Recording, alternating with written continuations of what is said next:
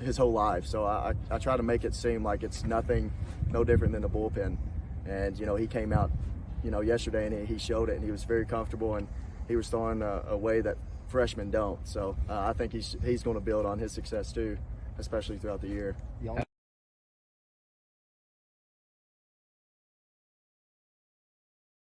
Ruck, the tying run at first, 1 out, bottom of the ninth. Wright State 8, Tennessee 5. Ball hit high in the air into right field. Going back is Sayre, and Tennessee can say hello win column. A grand slam in the bottom of the ninth. You can't draw it up any better.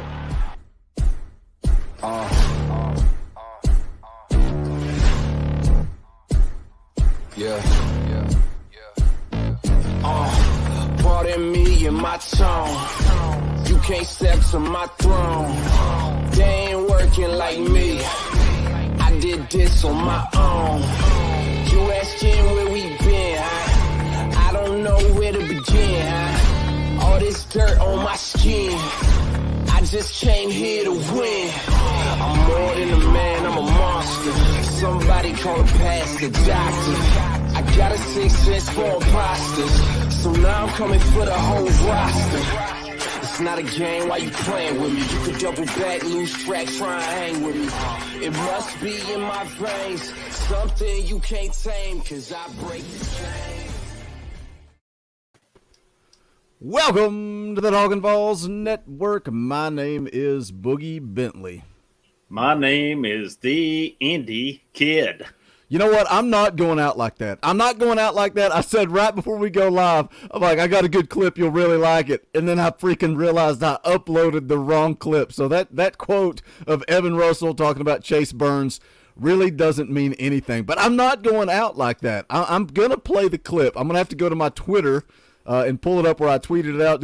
You may have seen this, but I'm going to play it. I did, anyway, yeah. I saw you put it. I can't remember what it was yesterday. This is a quote from Evan Russell when they're talking about the new home run celebration and the fur coat. The fur coat, yeah. So the fur coat comes from, as a child, I was saved by a bunch of gorillas, and I grew up, got pretty athletic, and a leopard attacked me, and I came out on top. Some people call me Tarzan, but other people call me Evan. So I love it. Oh my gosh, that was absolutely hilarious. Opening weekend in the books. I think we saw a little bit of everything. We saw some good pitching. We saw the bats get hot. We saw a little bit of defense. We're going to get into it. We're going to go through the entire series. It's kind of tough to do these shit. Well, it's not really tough. It's really easier, but just a lot of content, a lot of different stuff to talk about. We'll get into it and discuss it. Let's hit this super chat right out of the gate. Travis Adair for $20. Very generous super chat. And Indy Kid, do you want to read that one? I mean, he's here to insult you personally. Right. Hey, Indy Kid. ARC is charged Tennessee full price for an embarrassing performance in front of our crowd yesterday. Rolling and crying, laughing. Here's $20 for your pain and suffering. Yeah. We'll see you again in 2 weeks. Travis Adair paying $20 to drop an insult about the basketball program on a baseball stream. Let's just jump right into it. I thought it would be interesting to see what opening weekend looked like, right? Because we kind of talked about on the season preview about a week ago, we talked about, can the Vols recreate the magic of last season? And not just really, that's not really about this team. I have no doubts about this team. They're going to bring the fight. They're going to bring the energy. They're going to feed off of their lead guy. They're going to feed off of Tony Vitello, and there's no doubt about that. They're going to bring that same passion, to quote Josh Heupel, passion, edge, and energy. But my question was the fans. What does the fan base look like? They come out, record opening day crowd, 4,335 people.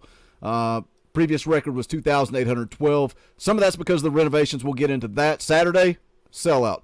First sellout of the year, second game, 4,651 fans. And then the attendance today, again, a little under 4,600. But for the weekend, 13,566. I know that's a lot of numbers, but that's the most in program history for an opening weekend for this baseball program. So what'd you think of the energy, the atmosphere for opening weekend? I mean, honestly, I think it was a perfect weekend. I don't think you could have scripted it any better. Friday's game, you had Chase Burns, highly touted. At least in game one, he lived up to the billing in some nasty weather. High 30s. That's not easy. Pitched an excellent game. Tennessee won that one. Yesterday, I thought it was good that Dolander looked great, but then they faced a little adversity. Southern got up on 3-0, and how will this team respond when they get down? I'd say they responded pretty well yesterday, and then today was just a thumping from the get-go. But pitching was good all weekend. The infield spots where we wondered, replacing Rucker, Spence, Ferguson. I mean, Lipscomb had a bomb Friday, had a pretty good weekend. Lawson he flashed to leather. I know he ended on it. At least the last at bat I saw of him, he had a hit today. Ortega had an excellent weekend as well. And then Lipsius, I thought, did well. Your outfield, they were kind of rotating in left field, but you knew what you were getting out of Gilbert and Beck. They had their big moments. Gilbert hit another one yesterday that is questionable whether it's landed or not. Bullpen looked excellent on the weekend.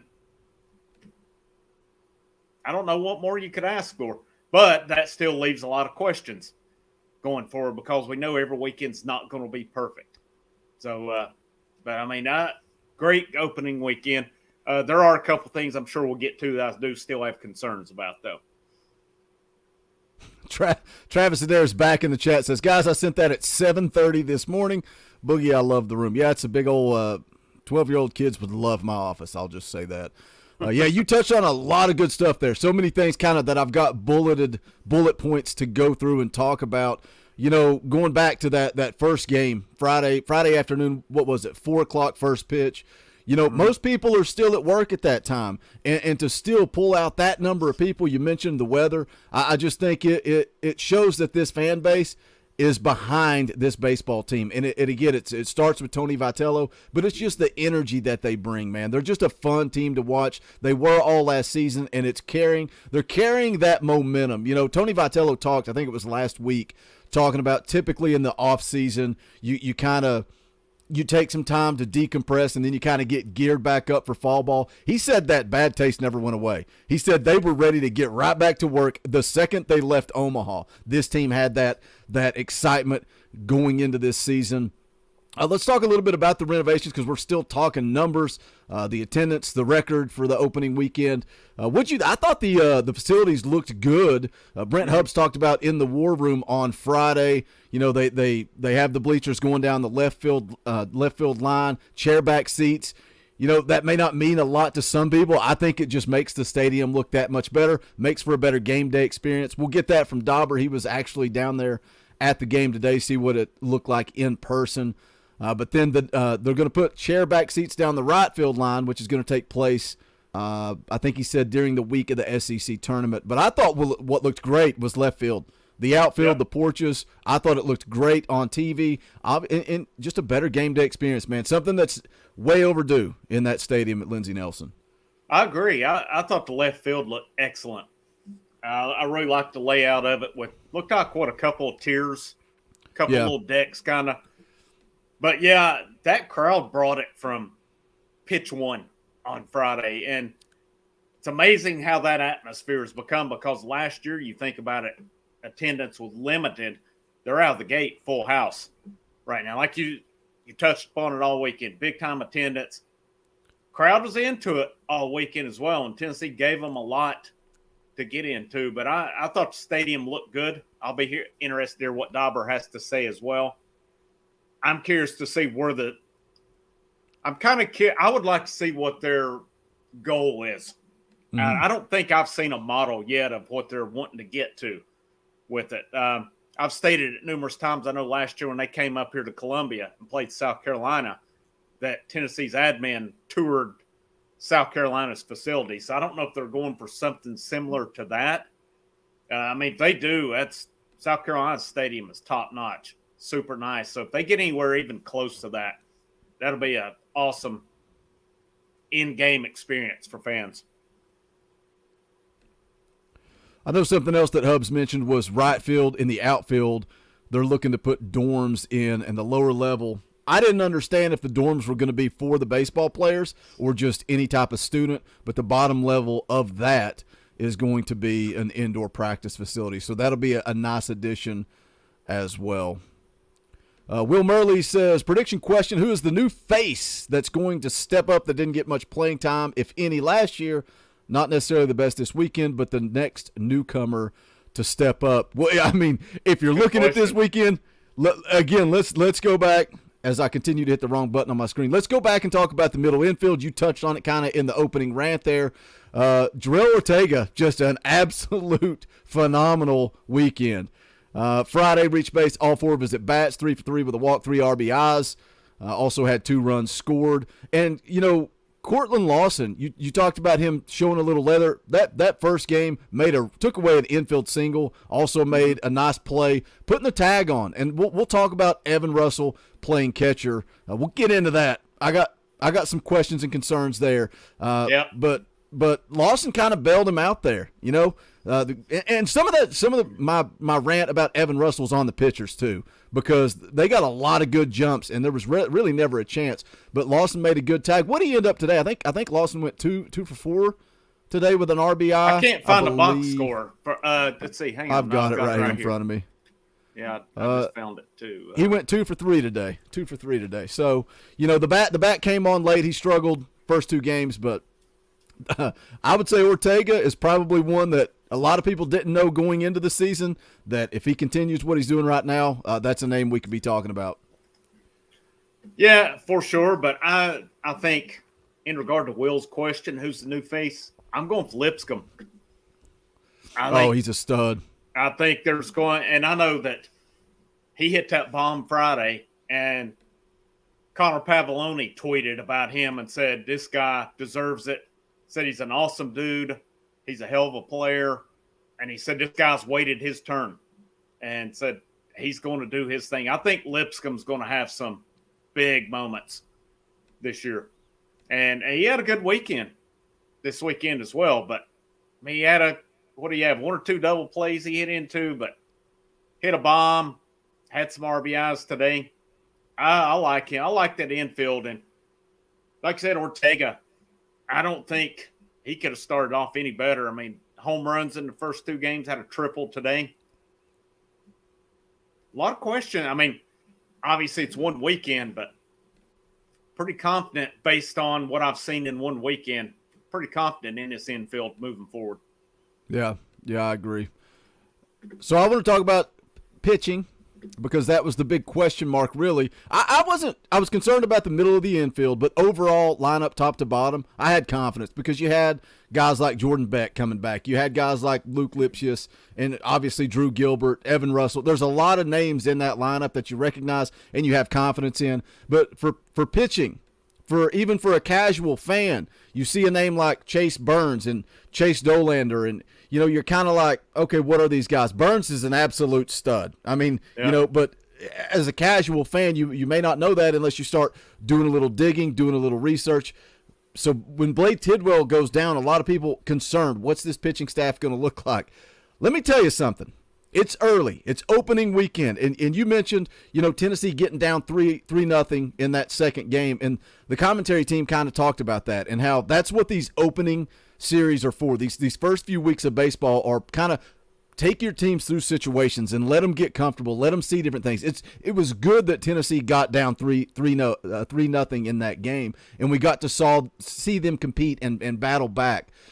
But this pitching staff, when we get down the line and we get into SEC play, when Blade Tidwell gets healthy, this team can make a run, Indy Kid. They can make a run when we get into SEC play, SEC tournament time. When we get in, this team can be nasty down the stretch when you look at a starting rotation of Blade Tidwell, Chase Burns, and Chase Dolander, who was absolutely throwing strikes.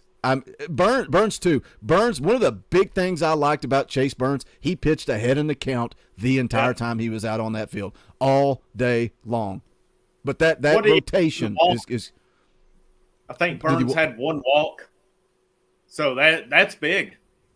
I mean, that's big if that's his control. And like you said, Dolander, 11 strikeouts. Beam did okay today. Not bad, not great. I mean, he did fine. But I think we saw what Sewell's role is going to be. Maybe he starts some weekends. I'm curious to see where they'll go on Sundays because he come in. You did the video about it where Sewell was hurt. We thought he was probably out this weekend. Yeah. But end up pit. And I love it when he comes in, man. He doesn't mess around. You know, it's like the announcer said, you look down and he's thrown 5 pitches. He's I ready love to it, go. man. I love it. too. We saw Cannell, Walsh, saw Will Mabry yesterday. Like you said, man, and we hadn't even factored in, I don't know when Seth Halverson transfer from Missouri is going to be. Ethan Smith, saw him yesterday, got to win. Yeah, I like it. And we didn't even talk about this in lineup. Seth Stevenson at the top. Dude can fly, man. I talked about in the season preview, I want a guy that gets on base. I'm not so concerned with speed. But then watching Stevenson, man, that's your leadoff hitter, period. End of story. Yeah, and I think something as well, I know a lot of people who follow it is probably going to be calling for Christian Moore this weekend. He's a big 5-star prospect out of New York. Didn't he, man? And there was good reviews on him through fall and coming in that he'd be hard to keep off the field. And, he got kept off the field this weekend. I don't know that he hit or anything, but, back to your point about pitching. You get Tidwell back, Burns and Dolander, man. They had a good weekend staff last year. I would venture to say that could be better. It's a possibility. I mean, you got to replace Chad Dallas, but Burns continues to grow. I don't know if you can expect that kind of strikeouts out of Dolander every time, but he had some filthy stuff. Yeah. There's I don't know. If this is the 8th best team in the conference, I hate to see what the other 7 are going to be. Dolander too. He gave you 5 really good innings, and before he went out there for the 6th, I was curious to watch pitch count because 70 seemed to be the number that they wanted to keep their starters around, and he was right around 70 after 5 innings. And I'm pretty sure, didn't Chase Burns go 5 innings? I'm pretty sure that's what he went to. And they sit Dolander out there for that 6th inning, and it's hard to argue when you're talking about a guy that struck out 11.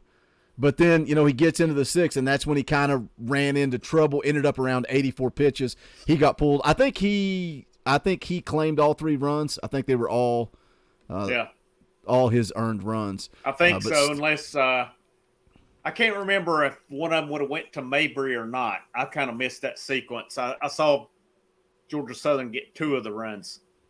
So he at least had 2. One of them may have been Mabry's, but I'm not sure on that. But it goes back to talking about Camden Sewell, man. I love the guy. Like you said, I love that he works quick. And the biggest thing for me, and they did it on Friday, and then they followed it up on Sunday, and it was Sewell was followed by Kirby Connell. Yeah. I hear both. I never know which one to say. And those guys, I think they gave you 6 what was it? 4 unearned runs or 4 scoreless innings on Friday, and then again they followed it up. I thought it was funny that Connell got pulled because he hit his pitch count, and he was cruising, and I forget who they brought in, threw 2 pitches into the inning, and they moved on. But for me with Sewell, man, I know you said you were happy with Beam. I'd like to see Sewell as that 3rd starter, man. Burns, Dolander, and Sewell. I just think the way we saw him in the SEC tournament last year, I think he could be that 3rd starter until Tidwell gets back. I'm kind of mixed on it because I agree with you, but also at the same time, I would like to see Sewell be that Sean Hunley role just because, if he's on, he's filthy and he can strike you out. He's more of a kind of put the ball in play type pitcher, but he's got stuff that moves.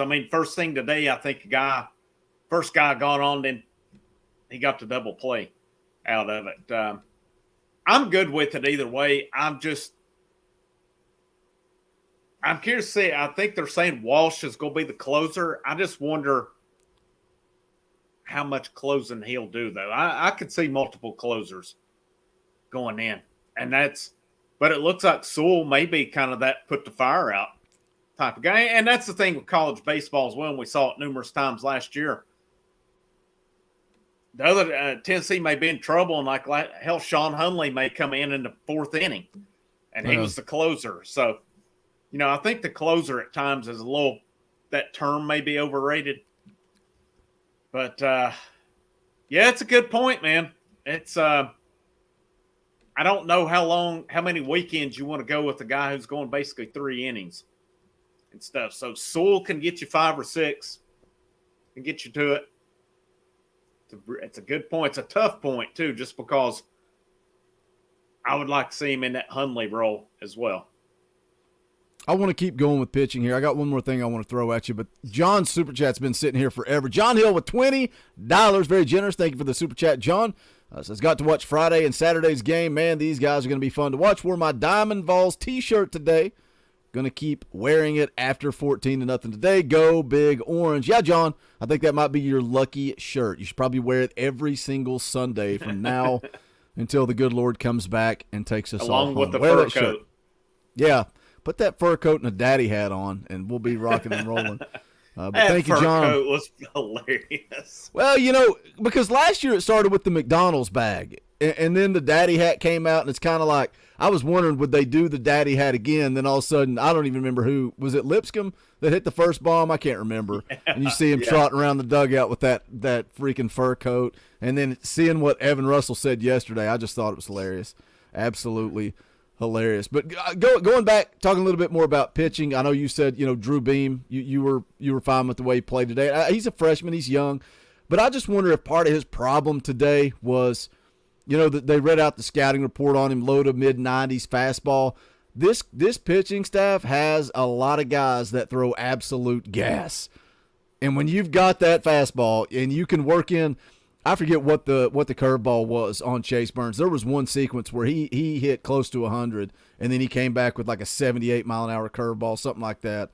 And that's just nasty, absolute nasty. Whereas Drew Beam, low to mid-90s, which is kind of comical. You look at a guy like Greg Maddux that threw high 80s and look at the career that he had. But, Drew Beam, I feel like he was trying to place it too much because maybe he's relying a little bit on location because he doesn't have that gas. I think he ended up with 3 walks.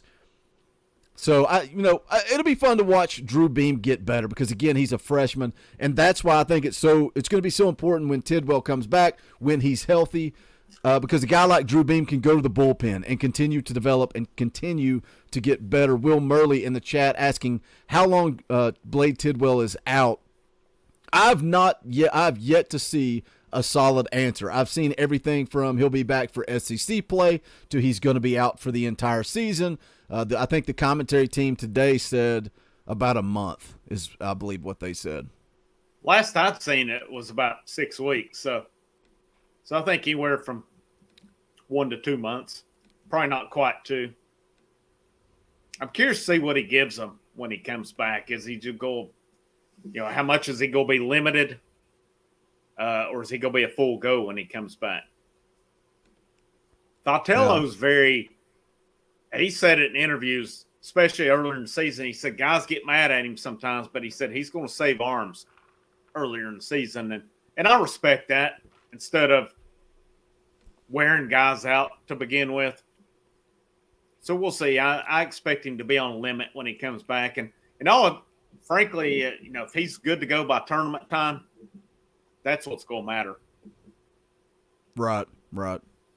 And that goes back to talking about pitch count. That goes back to, Kirby Connell today.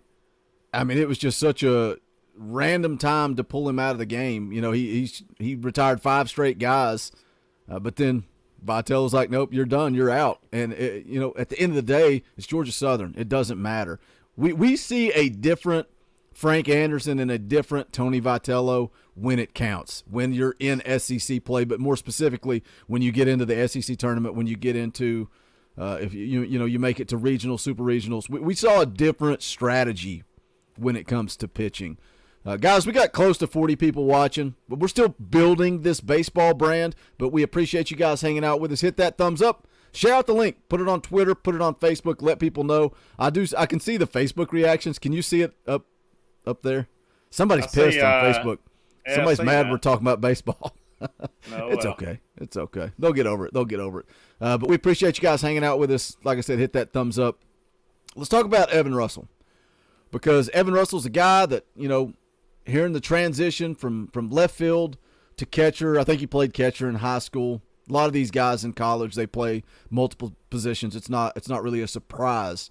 But I'll let you go first. You caught in high school, I think, anyway. So I know you're a catcher guy. What were your thoughts on Evan Russell behind the plate opening weekend? I think that's going to be something to watch as we go along. And the reports coming out of the fall were that when they were doing their scrimmages is that they ran and ran and ran on him, trying to get him into it. I think it's going to bear watching as we move forward. Taylor started today. Russell come in later. So, where do they go? Is it – I'm like you, too. I think the pitchers were to blame some for it as well. There were times where the announcer said, he stole that one on the pitcher. Yeah. So, I think it's a concern. So, how much of a concern is it? Do they look at Taylor? Do they look at who was it they brought in? They brought another guy in, catcher today. It was Dickey. Russell, I guess, went to catcher after he came in, but Jared Dickey was in for a bit as well. I think it's a little bit of a concern, but the good thing is they've got a bit before they get into conference play. But I think that's one thing off the top of my head. That's when I said at the beginning of the telecast, I said I've got a couple concerns. That is my main concern. So do they look more at Taylor? I wouldn't be surprised middle of the week if you don't see them try some things at catcher. I think Russell will be your weekend guy for now. And the thing about it, Russell's bat's going to be in the lineup. It was the same Russell this weekend. He either gets a hit or he strikes out. That was, pretty much it. That's what you're going to get out of him. I think one way or another he'll be in the lineup, whether it's at DH. He can go to the outfield. So the good thing with him, there's a lot of things you can do. And so if catching doesn't work out, they can still get him in the lineup. Yeah, I wondered if he was getting the start at catcher because of his bat. And I don't know why. I was excited that Charlie Taylor got the start today, honestly, because I wanted to see him. And I think Russell came in third inning, maybe? Yeah. And I know Charlie Taylor got hit by a pitch, but I didn't think it was anything that would have caused him to come out of the game. I thought it was just I don't know, maybe it was. It'll be interesting to see if anything comes out about that. I wanted to see Charlie Taylor play. Evan Russell, for me, I love the kid. I think he's hilarious. I think he's got personality. I think he was a good outfielder. But when he said he was going to make the change to catcher, it was just a question mark for me. How would that go? And I think you've said it on the show before that nothing drives you crazier than balls getting to the backstop. And it didn't cost Tennessee anything. It was always without runners on base, but there were several times on Friday and Saturday that there were balls getting by him. And again, nobody on base, but they were stealing on him like crazy. And like I said earlier, he did throw out a runner on Saturday, but he really got bailed out. The kid overslid. And they kind of touched on that on the broadcast too, talking about the turf instead of dirt, and you got to adjust to that. I don't know. Like you said, I think it's going to be something to watch as we move forward. Can Charlie Taylor push enough to take over, and how much is it Evan Russell's bat? I was looking at the box score here. He went 0 for 3 on Friday, and he went 1 for 3 with 2 RBIs on Saturday. And then today, Evan Russell 1 for 2 with an RBI and a run scored. So I don't know why you couldn't find a way to utilize him. Maybe he's a guy that, like you said, goes back to the outfield, plays left field. Maybe he's a guy that catches occasionally, or do you just use him for his bat at DH? But you touched on it. We laughed about it last year, man. He's a guy that he would come in and go 0 for 3 with 3 strikeouts, or he would go 3 for 3 with 3 bombs, like Yep. two games with 3 bombs last year. He had a big hit yesterday. If I'm not mistaken, didn't he? His hit, he got tied the game up. So, I believe mean, so. it is. I know there was at some point he was in a situation and he struck out. Can't remember if it's yesterday or today. It was yesterday, I'm pretty sure, because they were tied, had runners on, and he struck out. I mean, like I said, that's what we're going to get. He's going to have some big hits. There's going to be some moments he doesn't come through. I mean, but that's baseball for you. It just is. I'm curious to see how he evolves catching. I mean, maybe they do utilize him more in these midweek games, because I kind of wonder if they may kind of experiment a little bit at catcher, but maybe they use these midweek games because they've got 2 this week. Maybe they use that to get him more involved, because I don't think you're going to see your main pitchers. You may when it gets to the bullpen, but you're not going to see Burns or Dolander.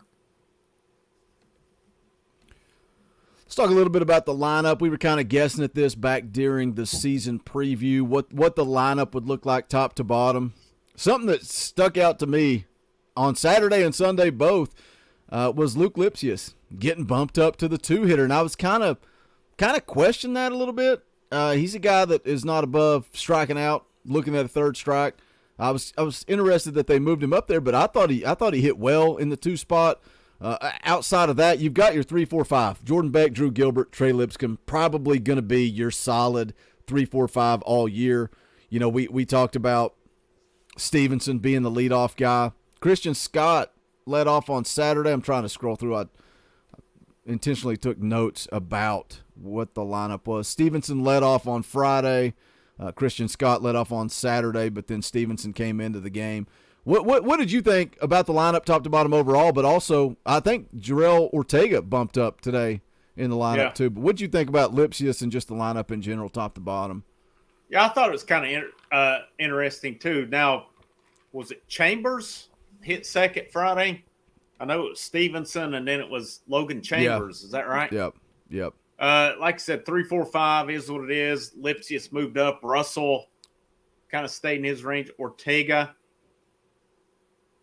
So I don't know. I wouldn't have expected to see Lipsius move up, but I don't hate it. I don't think it's a bad move. I know there were, going back to last year, there were times where he was big, man. But I don't know if we'll see him up there against lefties or not. And I can't remember what Georgia Southern started yesterday. Maybe they did start a lefty, but I don't think, for the most part, when there's a lefty on the mound, you'll see Lipsius in the 2-hole. I could be wrong on that. Stevenson lead off is good. I was kind of a little bit surprised, but even though I saw it coming in that Booker may not start.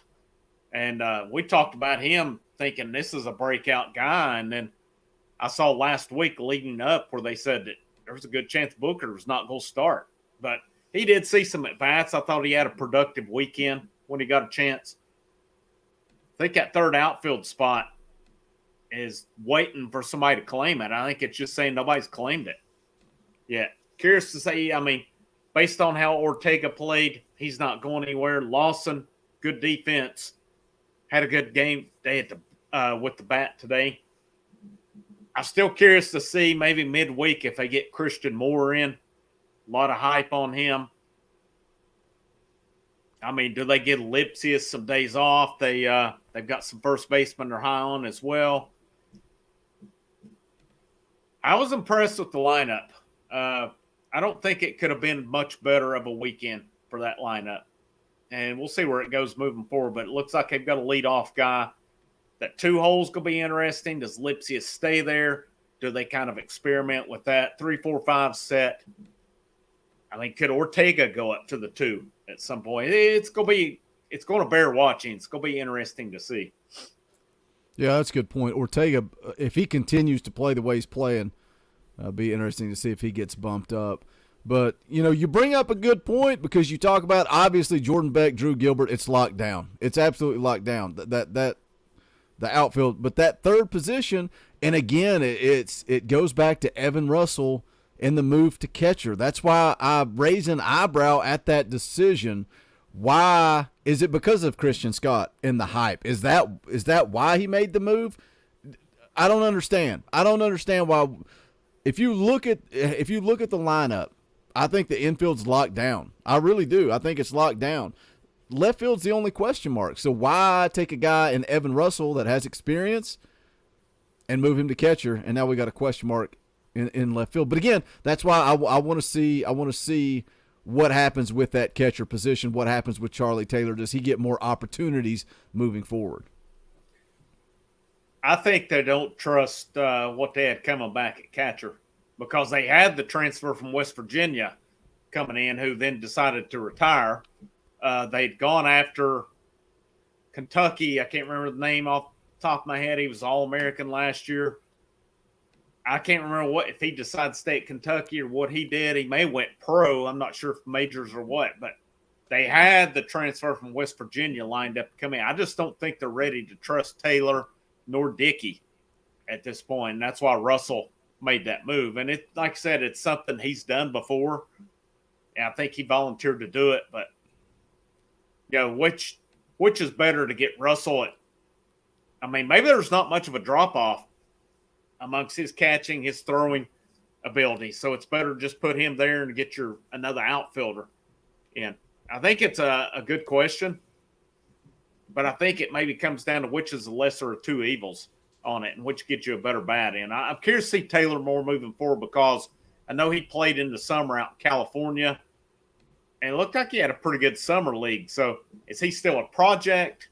How much do they try to work him in moving forward? I think it's going to be interesting to see. And that's why I said I'm curious to see what they do with these midweek games as well. Do they get him more playing time, or do they try to get Russell more ready with these midweek games?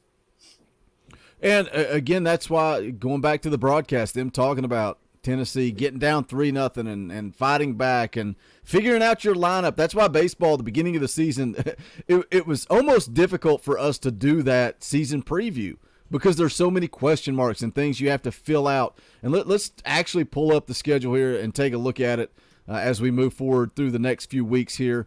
Big-time sweep over Georgia Southern there, you can see, to start the season. 2 midweek games, which doesn't happen a whole lot. But these type of games, you think we'll see Drew Gilbert? I wouldn't be surprised to see Drew Gilbert pitch either Tuesday or Wednesday. Yeah. Yeah. I think you'll see him coming. I know they said they're focusing more on him center field and getting ready for the draft, because I'm pretty sure this is going to be it for him and Beck after this year. But I still think you'll see him in relief some. Yeah, I thought it was funny. He made that big-time catch. I think it was on Friday, where he goes back and crashes into the wall. And Vitello had talked about that just that week, saying how he's his range. He wants to play center field, because that's where he's going to make money in the major leagues. He's going to make money at center field, so he really wants to focus on that. And he said he could probably spend a little less time crashing into the wall in the outfield, would probably be good for him in that first game. Man, that was a great play too. He got a good jump, covered a lot of distance. Looks like he may have added a step or two with his speed in the offseason. He looked quick, man. He looked quick. But as we pull up the schedule, man, you can barely see that. Let me zoom in on it a little bit. Is that better?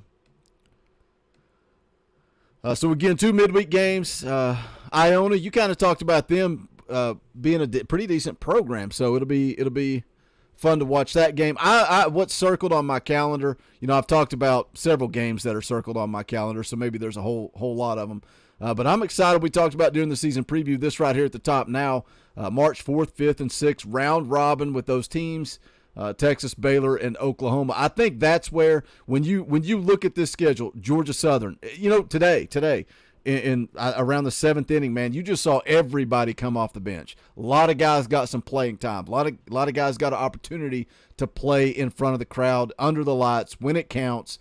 You're going to continue to see that with Tennessee Tech, with UNC Asheville, Iona coming up, ETSU.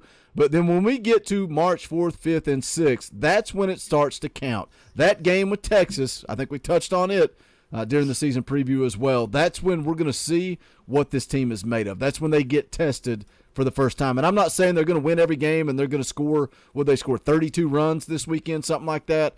That's not necessarily going to happen, but baseball is going to get real when Texas is on the schedule. Think about Georgia Southern. They talked about it this weekend. They're supposed to be a pretty decent program. They're favored, second behind South Alabama in the Sun Belt. So, although that's not the competition you're talking about, I think it was still a decent team out of the gate.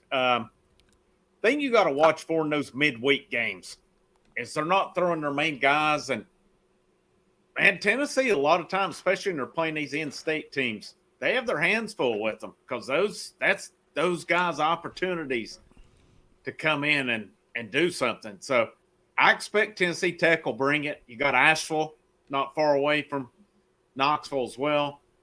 I think Iona, I have to check on Iona. I'm not sure about them. I'm thinking they've got a decent program, but you got ATSU. But yeah, I've got that one circled as well. If I'm not mistaken, in Texas, number 1 right now. So you got Texas, Baylor, Oklahoma. That's where you're going to kind of get a little bit more of an idea what this team has 2 weekends from now. We talk about this series on March 6th.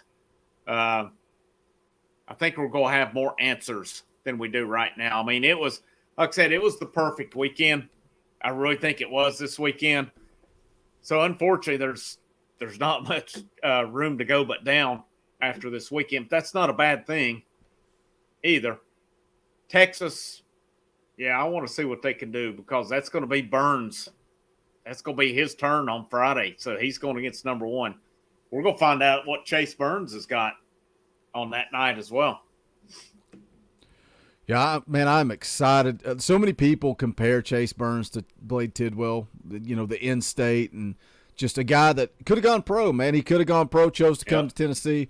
I thought it was funny after the game. I was listening to the post-game press conference stuff, and it's like you forget that he's an 18-year-old kid, man.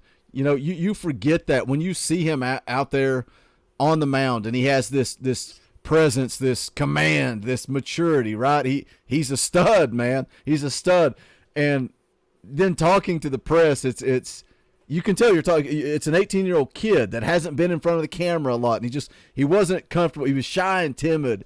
And then they talked to Tony Vitello about that, and he kind of reiterated. He's like, yeah, when he's out there, that's a grown man. When he's off the field, he's like a 6-year-old kid. Like he's so just young and raw, and But I'm excited about his future. I'm afraid we're only going to have him for 1 year, one and done. Well, no, he has to be 3. 3? What? Oh, I didn't.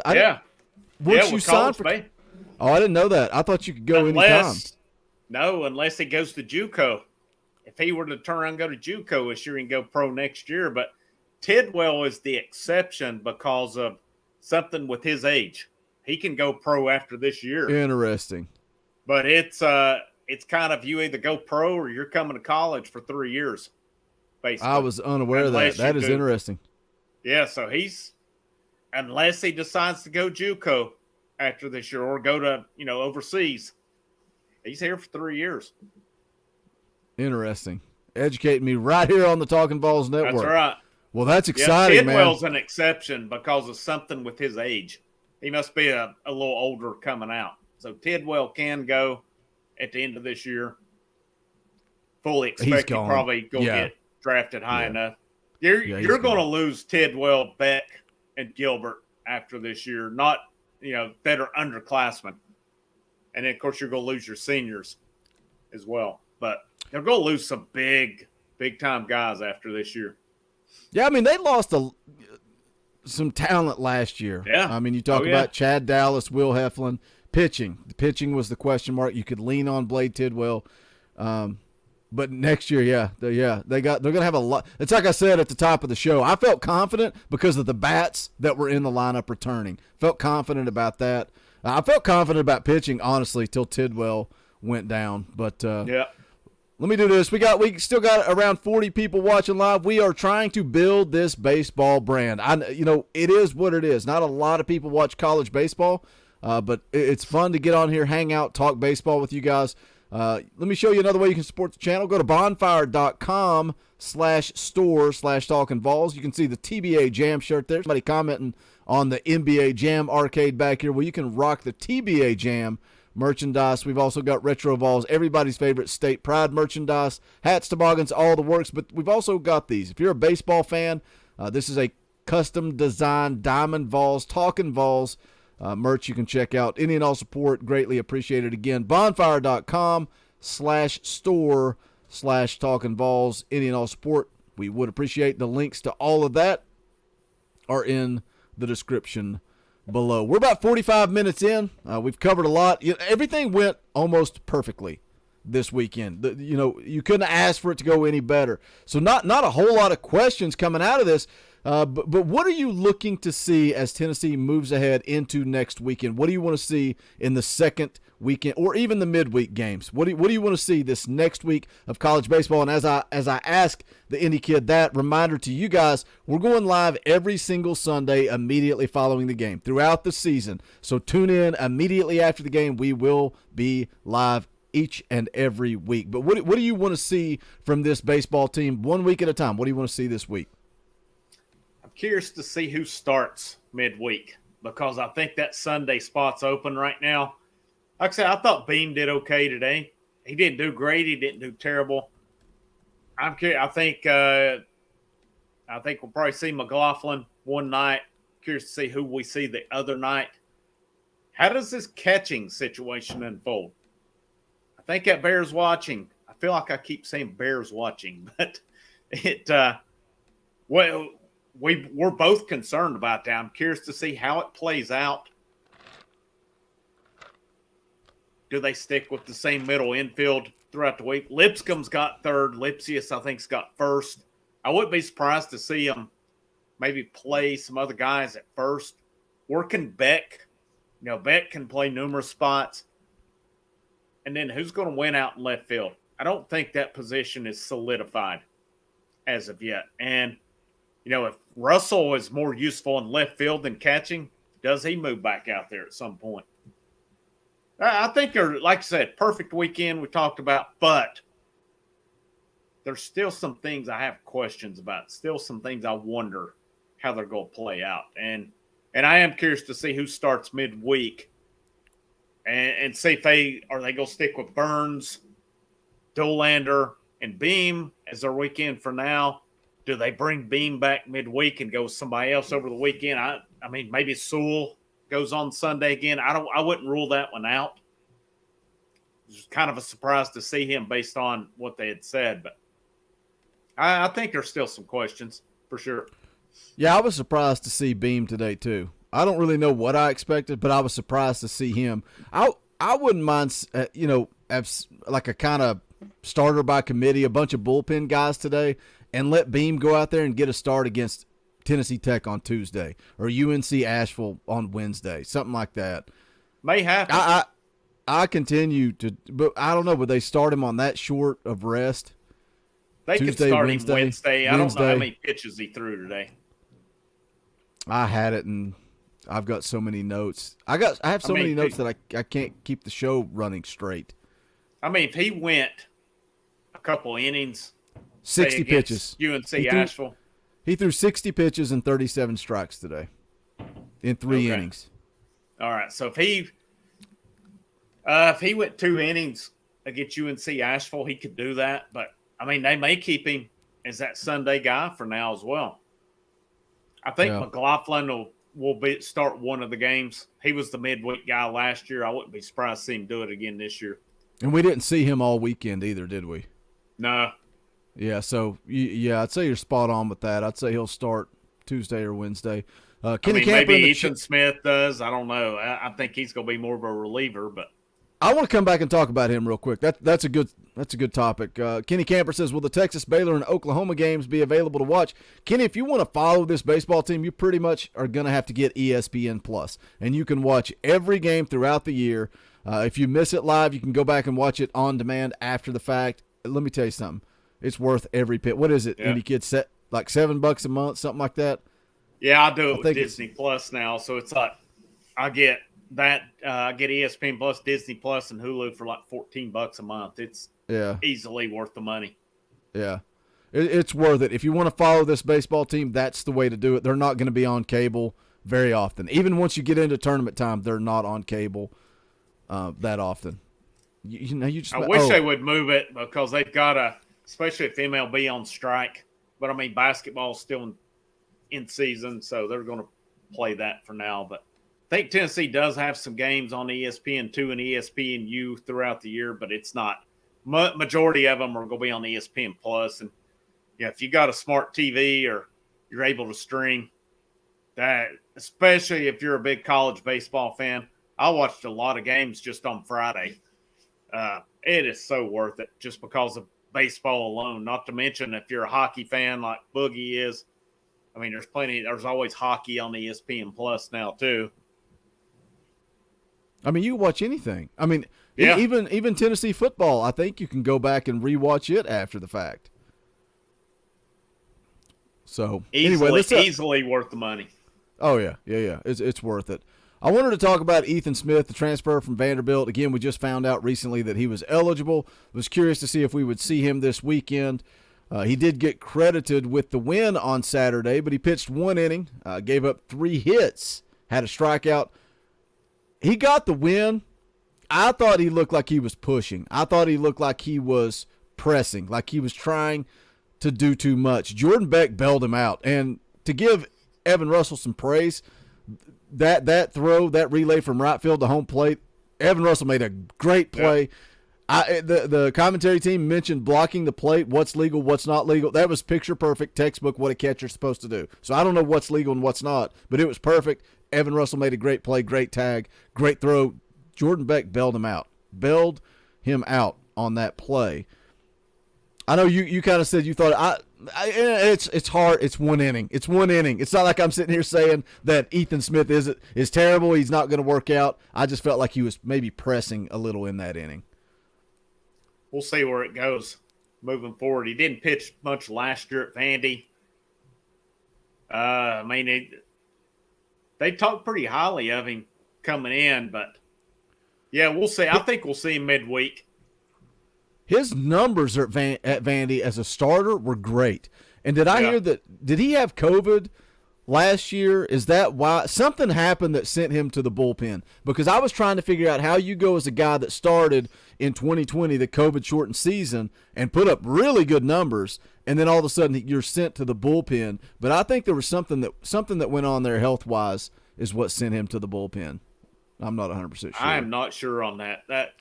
The COVID part it kind of rings a bell, but I'm not totally sure on. But I'm like you too. It's kind of odd because he had good numbers and then all of a sudden he doesn't pitch. So yeah, I don't know if it's COVID. I don't know if it would have been anything else, but I wonder too, could he be one of the midweek starters as well? I think he'll have a good role with this team. Like I said, Beck bailed him out. Russell, good tag. Unless I'm wrong on it with blocking the plate, I mean, you can't just stand there in the way, but if there's a play coming, you got a right to at least have a foot in there. I thought it was textbook. Yeah, I mean, it was perfect. It was bang, bang, and it was good throw, good tag, and that's something, that's one thing with Russell coming in and him where he hasn't caught in a while. In the heat of the moment, that was a big play that he made. Yeah, yep. But I think Smith will have a vital role. I think your main guys out of the pen are going to be Sewell, Redmond Walsh, and Cannell. That really seems to be your 3 guys. But, guys like Mabry and Smith, they'll be relied upon as well. Yeah, Mabry pitched, Friday and Sunday both too. Yeah. Oh, he pitched. He come in Saturday when Dolander got in trouble. Was it Saturday, Sunday? Yeah, they got today, right? Yeah. I did not see him pitch today, so maybe I'm making stuff up. He may have. I was kind of in and out on it, and I was outside working, and when I could hear it, I couldn't hear it when he may have been in. So. Well, we're almost to that hour point. I want to thank you guys for hanging out again. I know football is what pays the bills. Football is what keeps the lights on. But baseball is something Indy Kid and I enjoy, man. And to be able to come on here, talk baseball, and have you guys hanging out, we appreciate it. If you haven't done it, hit that thumbs up on the way out the door. Also, don't forget we'll be live every single Sunday immediately following the game. No ifs, ands, or buts. We'll be here talking baseball with you guys. If you know people that are baseball fans, let them know. Indy Kid, what's the basketball schedule look like for this upcoming week? Tuesday night, Missouri, 7 o'clock. We'll be live after that. Auburn next Saturday, 4 o'clock. The plan is to hopefully go live. The plan was yesterday, and things happened on it. So, you know what? I would say we've got 2 weeks left of the regular season.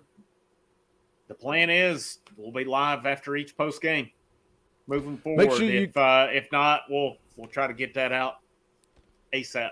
If not, yeah, and you guys can see the social media, the Twitter handles scrolling across the bottom. We'll put out an update if something changes on that. As far as football, I'll continue to pump out videos if any news breaks, and then I'll be live Thursday for NCAA 2013 as we roll on. Boogie is 2-0, rocking and rolling. I hope you guys come hang out. It's always a good time had by all. But that's going to do it for this one. Appreciate you guys hanging out. He's the Indy Kid. My name is Boogie Bentley. Go Big Orange.